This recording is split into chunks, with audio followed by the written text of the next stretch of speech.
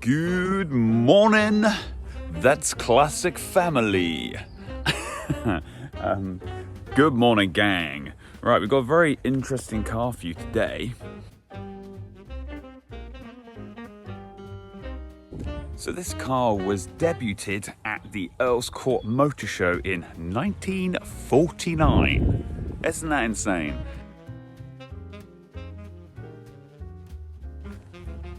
So this is one of 4,000 ever built.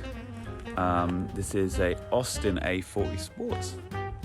Very, very pretty looking car in this like a minty green. And yeah, it's awesome. Take a look at this. So as the story goes, the Austin chairman actually contacted Jensen after seeing their Interceptor and was obviously so impressed by the car. They wanted Jensen to make them a body, which they did. A full aluminium body made by Jensen.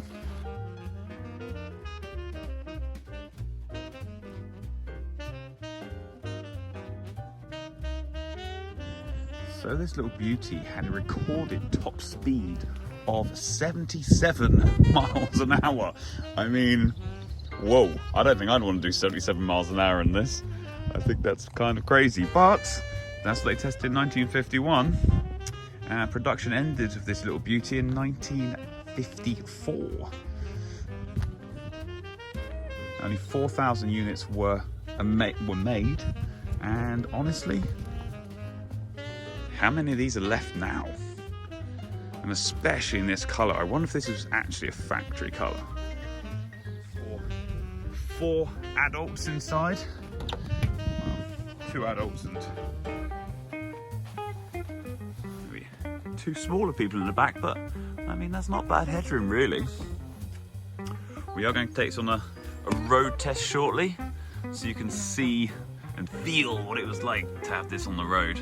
Obviously this car is in left-hand drive, so this would be great for someone in Europe, or we can ship it over to the States. You want to cruise around this in California, or maybe another warm climate over there.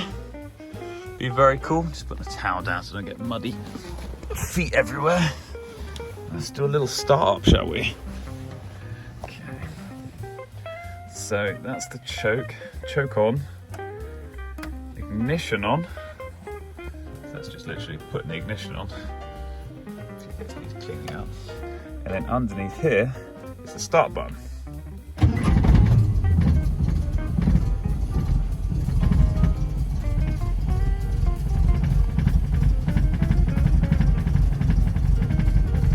It starts up very easily. It's obviously a bit cold at the moment, so it's going to take a minute to warm up, but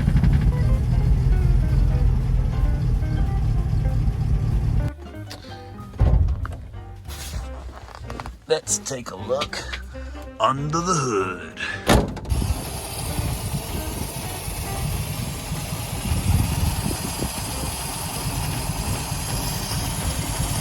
I think the carb needs a bit more fast idle, I'd say.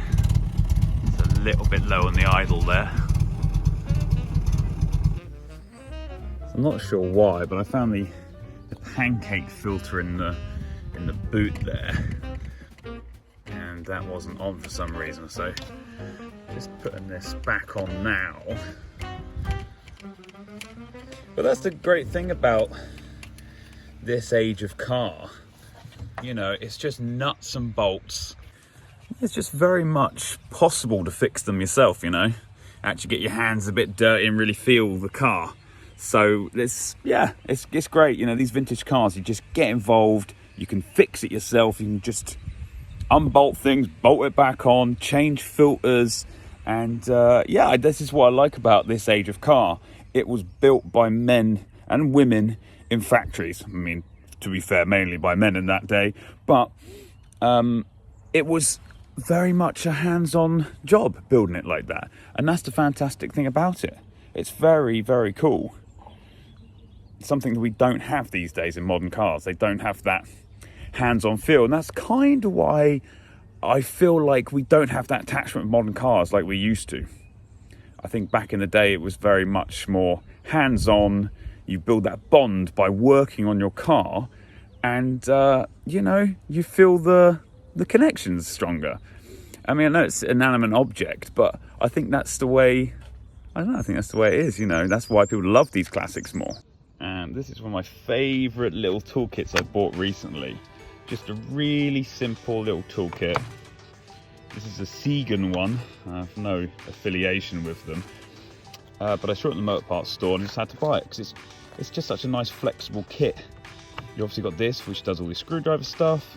You've got the extensions for the small socket set here, but it's very portable. You know, you carry it around. It's not much bigger than the power pack for your mobile phone.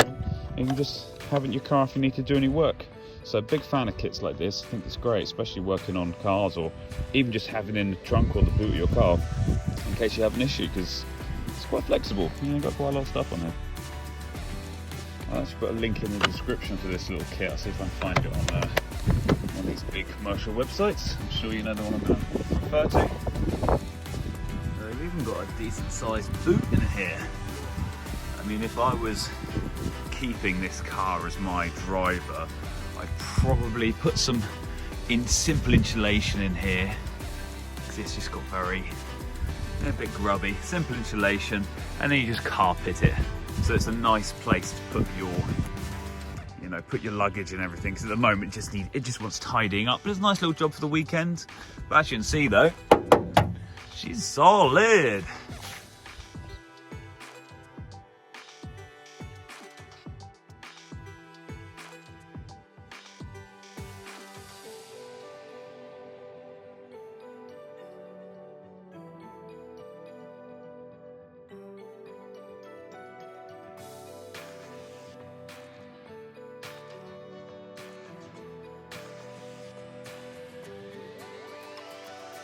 But this one was built with good old British steel.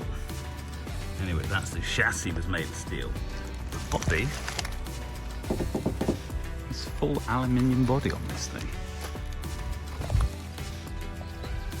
So you've got your amp gauge, your fuel gauge, and of course your speedometer.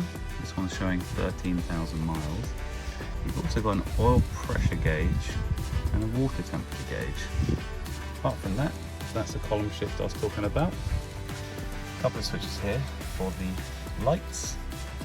This one being the choke. This is your start, and also, sorry, this is the lights, that's not the lights, this is for the lights. On and off. And your start button, just down there. Window wipers there. And then you've got a pedal operated high beam and low beam switch on there. And on these, that will open the bonnet. It's got a little St. Christopher put on there in my guide. So I'll put that on aftermarket, I would say. Gorgeous little rear view mirror.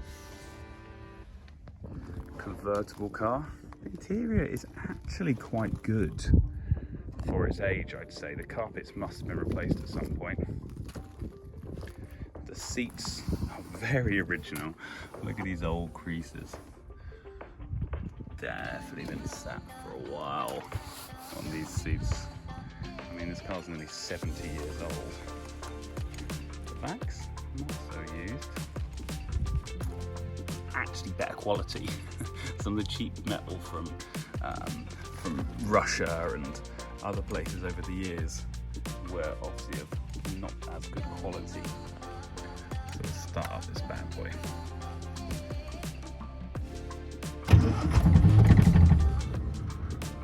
That's the first time it's done that. It started it the first time every time before. Don't be like that, darling. I think the choke is on maybe a bit too much. Take the choke off a little bit. Yeah, you see it improving now, the sound. I've got a little bit of pressure on the throttle.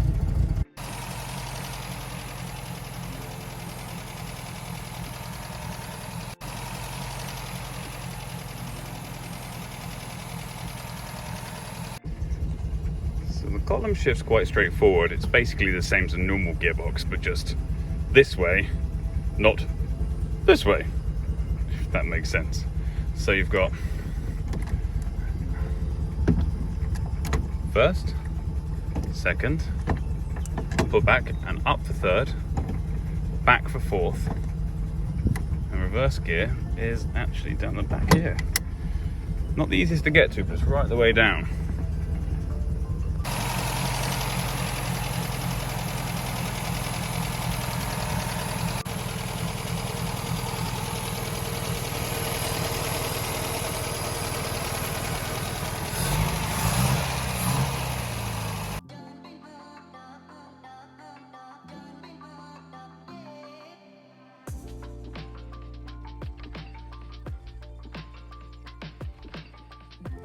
Join me in the next video where we take this little Austin out for a drive on the open road and see how this 1950s sports tourer matches up to today's traffic, and hopefully we'll get that roof off as well.